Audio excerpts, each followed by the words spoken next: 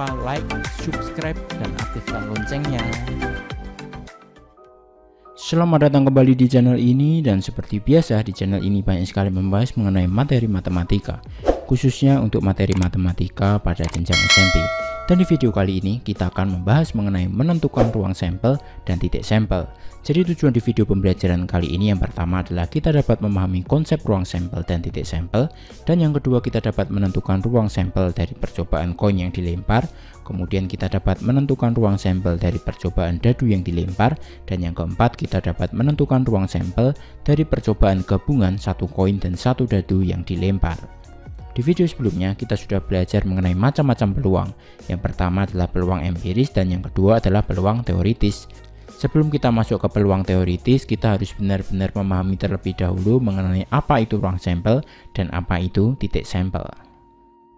Kemudian kita masuk ke materi mengenai pengertian ruang sampel. Jadi ruang sampel itu adalah himpunan dari semua hasil yang mungkin dapat terjadi pada suatu percobaan. Atau dengan bahasa yang lebih sederhana, ruang sampel itu adalah semua kejadian yang mungkin terjadi. Ruang sampel itu biasanya disimbolkan dengan huruf S, kemudian untuk banyaknya anggota ruang sampel itu disimbolkan M kemudian dalam kurung S. Contohnya supaya kita lebih mudah memahaminya, ruang sampel pada pelemparan sebuah dadu. Jadi kalau ada dadu dilempar, maka akan ada 6 kejadian yang mungkin ya, yaitu bisa muncul angka 1, angka 2, angka 3, angka 4, angka 5, ataupun angka 6. Jadi kita bisa tuliskan S sama dengan seperti ini. Kurung kurawal 1, 2, 3, 4, 5, 6. Kemudian untuk banyaknya anggota ruang sampel berarti NS-nya itu adalah sama dengan 6. Next, kita masuk ke materi pengertian titik sampel. Jadi titik sampel itu adalah anggota tunggal pada ruang sampel. Jadi anggota-anggota di ruang sampel itu disebut sebagai titik sampel. Jadi contohnya seperti tadi, titik sampel pada pelemparan sebuah dadu itu adalah titik sampel 1. Angka 1 di sini artinya muncul angka 1, atau kita bisa tuliskan titik sampelnya 2. Berarti angka 2 di sini artinya muncul angka 2, titik sampelnya sama dengan 3, berarti angka 3 di sini artinya muncul angka 3, dan seterusnya. Jadi anggota-anggota pada ruang sampel itu disebut sebagai titik sampel. Kemudian kita masuk ke materi menentukan ruang sampel percobaan pada satu koin yang dilempar. Jadi jika sebuah koin dilempar, maka akan ada 2 kejadian yang mungkin terjadi. Yang pertama bisa muncul sisi angka, dan yang kedua bisa muncul sisi gambar. Jadi ini adalah sisi angka, di sini adalah sisi gambar. Jadi kita bisa tuliskan untuk S-nya itu adalah angka, gambar. Kemudian untuk NS-nya, banyaknya anggota ruang sampel, kita bisa tuliskan sama dengan 2, yaitu ada angka, ada gambar. Kemudian untuk percobaan 2 koin yang dilempar. Jadi untuk 2 koin dilempar, maka kejadian yang mungkin terjadi itu dapat dinyatakan dalam bentuk diagram pohon. Diagram pohonnya seperti ini. Jadi di sini adalah koin pertama, di sini adalah koin kedua. AA di sini artinya adalah angka-angka. Jadi koin pertama muncul angka, koin kedua muncul angka. AG di sini artinya adalah angka gambar. Koin pertama angka, koin kedua gambar.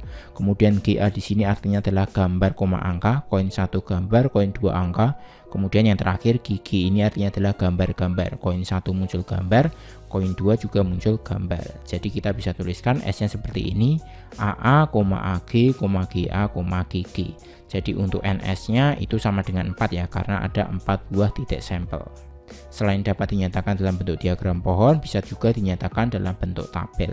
Kalau dinyatakan dalam bentuk tabel jadinya seperti ini ya. Jadi angka-angka, angka gambar, gambar angka, dan gambar-gambar. Kemudian untuk percobaan 3 buah koin yang dilempar, sama seperti tadi dapat dinyatakan dalam bentuk diagram pohon, jadinya seperti ini ya. Ini koin yang pertama, ini koin kedua, kemudian di sini adalah koin ketiga. Nah, kejadiannya bisa macam-macam, bisa angka-angka-angka, angka-angka gambar, angka gambar angka, angka gambar-gambar, gambar angka-angka, gambar angka gambar, gambar-gambar angka, gambar gambar gambar. Jadi untuk 3 koin kita bisa tuliskan seperti ini ya, AAA, AAG, AGA, AGG, GAA, GAG, GGA, GGG. Jadi untuk NS-nya berarti ada 8 ya. Untuk 3 koin itu ada 8 titik sampel. Kemudian kita akan membahas bagaimana menentukan banyaknya anggota ruang sampel pada percobaan N koin yang dilempar. Kalau kita lihat untuk satu koin tadi kan NS-nya sama dengan 2. Kalau 2 koin kita lihat tadi NS-nya sama dengan 4. Kalau 3 koin NS-nya kita lihat tadi sama dengan 8. Kalau kita lihat polanya, 2 ini kan dapat dari 2 pangkat 1. Kalau 4 ini diperoleh dari 2 pangkat 2. Kalau 8 ini diperoleh dari 2 pangkat 3. Nah, seperti ini kan. Sehingga kita bisa tuliskan untuk rumus N koin itu dirumuskan NS-nya sama dengan 2 pangkat N. Jadi kalau ada 4 koin berarti NS-nya nanti tinggal 2 pangkat 4. Kalau ada 15 koin berarti NS-nya itu 2 pangkat 15. Seperti itu. Kemudian kita masuk ke materi menentukan ruang sampel pada percobaan satu dadu yang dilempar. Jadi jika sebuah dadu dilempar, maka kejadian yang mungkin terjadi itu adalah seperti tadi. Ada muncul angka 1, angka 2, angka 3, angka 4, angka 5, angka 6. Tadi kita sudah bahas sedikit ya di depan tadi. Jadi kita bisa tuliskan S-nya seperti ini, 1, 2, 3, 4, 5, 6. NS-nya berarti sama dengan 6. Kemudian untuk percobaan 2 dadu yang dilempar, untuk 2 dadu yang dilempar itu kita bisa nyatakan dalam bentuk tabel. Tabelnya bagaimana? Tabelnya bentuknya seperti ini. Jadi di sini adalah dadu yang pertama 1,1, itu dadu pertama muncul 1, dadu kedua muncul 1. Kemudian di sini 1,2, ini artinya dadu pertama muncul 1, dadu kedua muncul 2. Begitu sampai seterusnya ya, sampai 6,6 ini. Jadi dadu pertama muncul 6, dadu kedua juga muncul 6. Jadi kalau kita tulis S-nya itu adalah 1,1, 1,2, 1,3 dan sampai semuanya ini, sampai 6,6 ini. Dan kalau kita lihat ini totalnya ada 36 ya. Jadi kita bisa tuliskan NS-nya sama dengan 36.